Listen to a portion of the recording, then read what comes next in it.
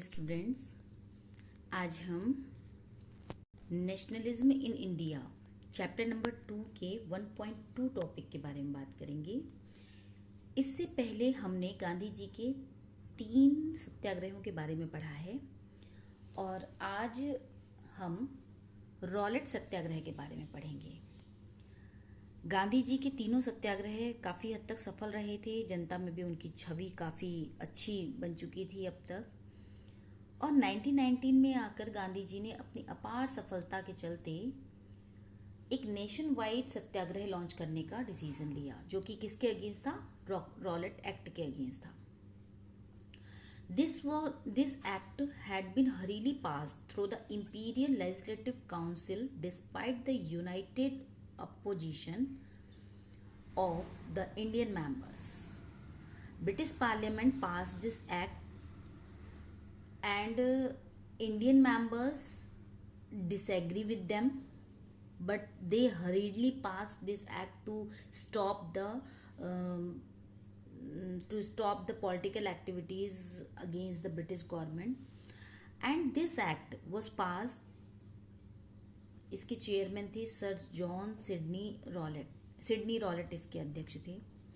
And this act gave the enormous power to repress political activities and political activities को रोकने के लिए government के पास कोई हथियार नहीं था, तो उन्होंने इस एक्ट के माध्यम से ब्रिटिश पार्लियामेंट ने यहाँ की ब्रिटिश गवर्नमेंट को इनॉर्मस पावर दे दी। And now they had the power to put anyone into the prison without any trial for 2 years।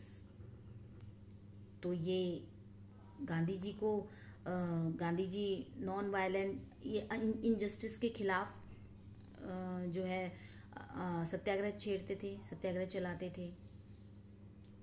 तो इसको एक सत्याग्रह के विषय के रूप में चुन लिया गया।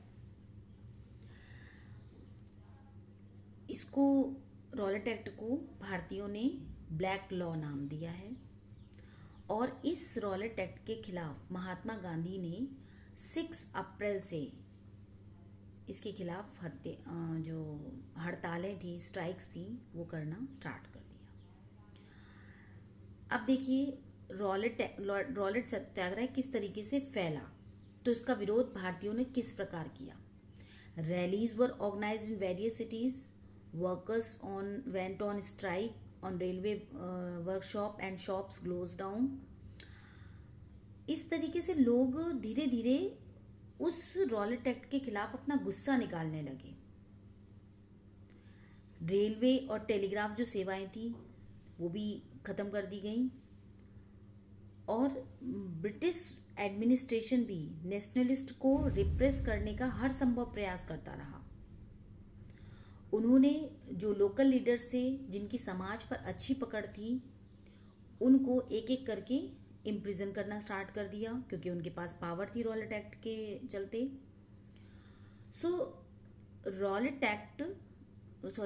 Local leader were picked from Amritsar and Mahatma Gandhi was Baird from entering Delhi. ऐसे कई सारे नेताओं को जब ब्रिटिश गवर्नमेंट ने इम्प्रिजन करना स्टार्ट कर दिया, तो उनमें से जो जिनकी समाज पर अच्छी पकड़ थी, जनता उनको रिहा करवाने के लिए प्रयास करने लगी। इसी तरीके से अमृतसर में सबसे पहले 10 अप्रैल को On 10 April, the police in Amritsar fired upon a peaceful procession, provoked widespread attacks on banks, post office and railway stations। तो जब 10 अप्रैल को इस तरीके का वहाँ माहौल बन गया अमृतसर में, तो वहाँ पर मार्शल लॉ इम्पोज कर दिया गया जनरल डायर के, और जनरल डायर को इसकी कमांड संभालने के लिए कह दिया गया।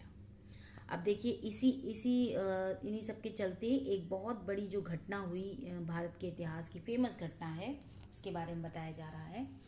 On 13 April the infamous Jallianwala Bagh incidents took place.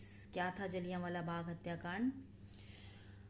On that day On that day, a large crowd gathered in the enclosed ground of Jallianwala Bagh. The people, they don't know that martial law was imposed in that area, and they peacefully gathered in Jallianwala Bagh. और वो वहाँ पर दो चीज़ों की, एक तो वो बैसाखी का अपना पर्व मना रहे थे, और दूसरा वो डॉक्टर सत्यपाल और किचलू की रिहाई की मांग भी कर रहे थे. But they had no weapons, उनके पास कोई हथियार नहीं थे. वो पीसफुली गैदर्ड हुए थे. So some came to protest against the government's new repressive measures, and other had to come to attend the annual fair of Baisakhi. Being from outside the cities, many villages, they were unaware of the martial law and had been imposed. General Dyer, जिसको कि उस समय वहाँ का wholesale in charge बनाया गया था, he entered the area, blocked down the exit point. उसने सारे गेट बंद करके और अपने सैनिकों को अंधाधुंध फायरिंग के लिए बोल दिया, and opened fire on the crowd, killing hundreds. इसमें हजारों लोग मारे गए. and this was ये एक बहुत ही निंदनीय कार्य था. ये एक अमानवीय कृत्य था, और इसने सत्याग्रहियों के मन में एक डर का भाव भी क्रिएट किया, और सत्याग्रहियों को और ज़्यादा अगेंस्ट बना दिया ब्रिटिश गवर्नमेंट की. जैसे ही यहाँ पे देखिए बताया गया है कि जैसे ही जलियांवाला बाग की जो घटना है वो फैली, तो जगह जगह विरोध होने लगे. There were strike, clashes with the police and attacks on the ground government buildings, and the government responded with brutal repression. Government ने भी उनको बुरी तरीके से कुचला, उनके विरोध को बुरी तरीके से कुचला. इतना कि सत्याग्रहियों को, जो सत्याग्रह पे उतर आए थे लोग, उनको ज़मीन पर नाक रगड़ने के लिए उन्होंने इतना उनको रिप्रेस कर दिया. तो ये सारे जो इस रिप्रेशन से सत्याग्रही और ज़्यादा भड़क गए. जगह जगह जो है लोग हिंसा पर उतर आए, और जब हिंसा पर उतर आए तो महात्मा गांधी ने रॉलेट सत्याग्रह को वापस ले लिया. सत्याग्रह जब वापस ले लिया गया, while the Rowlatt Satyagraha had been a widespread movement, it is still limited mostly to the cities and towns. सत्याग्रह, भले ही सत्याग्रह जो था वो एक बहुत बड़ा आंदोलन था, लेकिन अभी भी वो उतना बहुत सारे सिटीज़ में नहीं फैल पाया था. तो इसके लिए महात्मा गांधी को एक ऐसा मुद्दा, एक ऐसा नेशन वाइड मूवमेंट एक स्टार्ट करना था जो कि इससे भी बड़ा हो. But he was certain that no such movement could be organise without bringing Hindu and Muslim close together. वो ये भी जानते थे कि जब तक सब साथ नहीं आएंगे तब तक कोई भी जो मूवमेंट है वो सफल नहीं हो सकता. One way of doing this, he felt One way of doing this, he felt, was to take up the Khalifa issue.